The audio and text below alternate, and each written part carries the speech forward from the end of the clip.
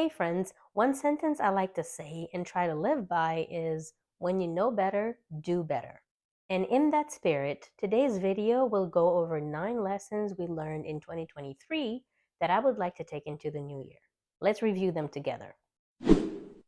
Cultivate self-complexity. First, self-complexity is about all the distinct and important ways that we see ourselves. The more self aspects you have, and the more distinct they are from each other, the higher your level of self-complexity. And that's what we want. A high level of self-complexity makes us more resilient in the face of change, better equipped to deal with stress, and it increases our chances to be successful and be happy. The problem is that when we put all our identity eggs in the same basket, we risk losing everything all at once. We cannot let a single aspect of our identity define our entire life. Think of your life in seasons. Don't get too hung up on anything. Your most perfect morning routine will probably need to be adjusted at some point. All your stable relationships will have to go through adjustments at some point. When you finally reach your goal weight, you will have new things to adjust. Every milestone you reach will only be the beginning of something new. Every time we feel like we've reached a certain balance, a certain groove, we have to keep in mind that this is a season and this season will pass. In order to remain flexible, adaptable, open, and receptive to new ideas, we have to embrace seasonality. Decide some things in advance. Pre-decide. See, when you're planning things in advance, you are operating from your prefrontal cortex. This is the part of you that's very rational and logical. But when you feel under pressure, the emotional part of you kicks in and it just wants you to soothe yourself right now without any consideration for the future. The other thing that happens when you're under pressure is that you have typically also run out of your willpower. So this is a combination of operating from your most emotional part and not having any willpower to fight it.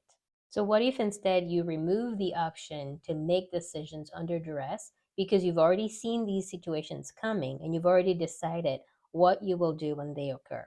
Like there are a lot of micro ways to implement this early decision making that make going through the thick of it a little bit easier because you decide how you will decline something you don't want to do. So if you find yourself saying yes all the time because you don't feel comfortable saying no, then come up with a typical answer that you will give in every instance so that as soon as the question comes up, you have a way to say no that you have thought about that comes off very considerate but is clear and unequivocal and tell someone that you don't want to do something. Set an upper limit on your activities so you don't burn yourself out. In our quest to be productive, a lot of us set minimums on things we want to do. I need to exercise at least 3 times a week. But we rarely set a maximum. So when we feel very inspired, we can go overboard and burn ourselves out. The cost of this kind of burnout is that we then need time to recover, which will keep us from meeting the minimum we had originally set for us. So if you find yourself going from doing too much to doing too little because you need recovery time, why not try to do less consistently and maintain your levels of productivity? So consider setting limits on how many things you do each day and each week. Set limits on your work hours as well. And I mean both the work you do for your job and the work you do for your personal projects. At some point, doing more work only leads to lesser results. When you hit this point of diminishing returns, there's no value in continuing to work. Aim for B plus work.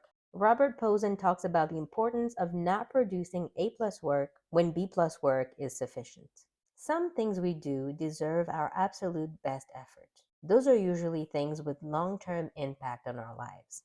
For example, raising healthy and happy kids, making big financial decisions, taking care of our health, etc. All these things have a lasting impact on our lives. But most things have a shorter lifespan and a much smaller impact. And there's no reason that those things would require the same amount of effort and dedication.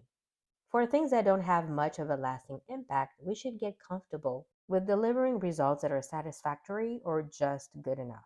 Not everything has to be your very best. Writing an email to a coworker does not create the same level of impact and therefore should not require the same amount of effort as writing a paragraph for the company's annual report. We don't need to aim for the same level of perfection for both.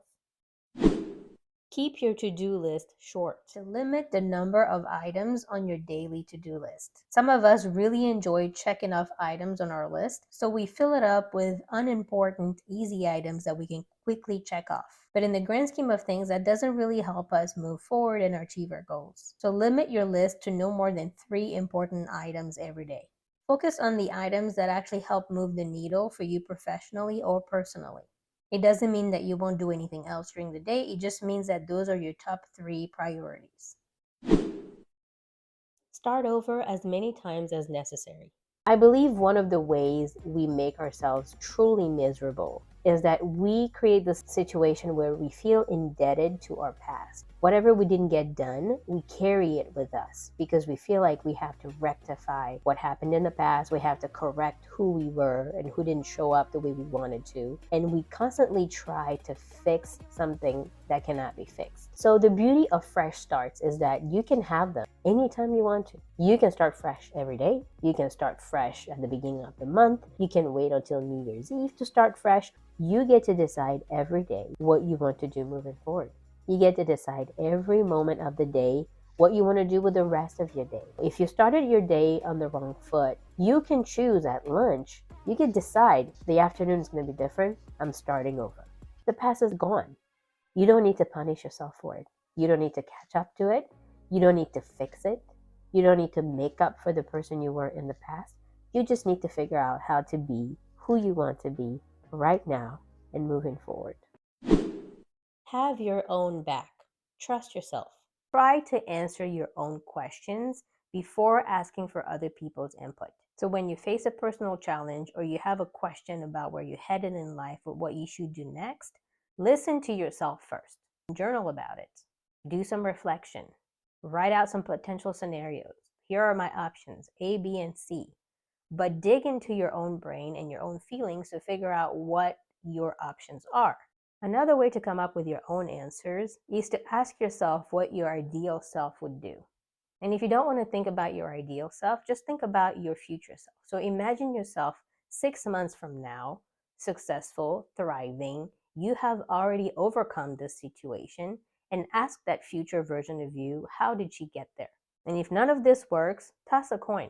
And I'm not saying here that you're leaving decisions to luck, but when you toss a coin, usually your true feelings will reveal themselves. You will have an immediate gut reaction. If it's tails, but you wish it was heads, it tells you exactly what you wanted the answer to be.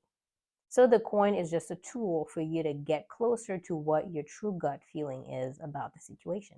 And once you have found your own answer to your question, then you can go and ask other people about their thoughts. But remember that their thoughts are just suggestions. Other people can remind you of what's possible and maybe make sure you don't have any blind spots, but ultimately they don't have the answer. Only you know what you need and what feels right for you. So listen to their feedback and then decide what you want to do. There's a lot of wisdom in you, and there's a lot of power in what you feel and what you know. Complete the stress response in your body. Stress is a physiological response that your body has to a perceived or real threat. So stress is not the stuff happening around you. It's the way your body responds. It's called the stress response. And I want you to pay attention to the fact that the threats could be perceived or real. Your body doesn't know the difference. It goes into fight or flight response when it feels challenged. Stress is not how you outwardly express yourself. So, for example, even if you're really good at handling your outwardly reaction when you hear bad news, it doesn't mean that you handle the stress. You may not even know that you are going through a stress response. I think a lot of us think that if we handle a situation really well and we have a good poker face, that we are managing our stress. But we are not, because if your body went into fight or flight response and released cortisol and adrenaline, you are not done. Just walking away from the situation doesn't mean that you handled the stress. Your body is still under fight or flight response. But even if you cannot identify the exact moment that you went into fight or flight response, I think it is safe to assume that most of us encounter triggers throughout our day and that at some point we build up that adrenaline and cortisol in our bodies. Removing stressors is a great place to start. But the other piece that's equally important, if not more important, is what you do with the stress that is already present in your body. You have to have a way to clear out these hormones from your system. So, a really good way to process the cortisol and the adrenaline that are already in your body is to do something physical. It doesn't have to be very intense physical exercise, it could just be a walk, it could be dancing, it could be shaking your body. Whatever gets your body moving will help you clear the stress response. Another good way to clear the cortisol out of your body is to produce more oxytocin. And oxytocin is the love hormone. Oxytocin is released when we spend some time with people we like, we talk to a friend, we hug someone, we spend time with our pets, we laugh, other things that make us feel good. So ideally, you would have something in your daily routine where you spend 20 minutes countering all the cortisol you've built up throughout the day. I hope these ideas spoke to you and that you will implement some or all of them in the new year. Thank you for watching, and as always, remember to take good care of yourself. I'll see you in the next video.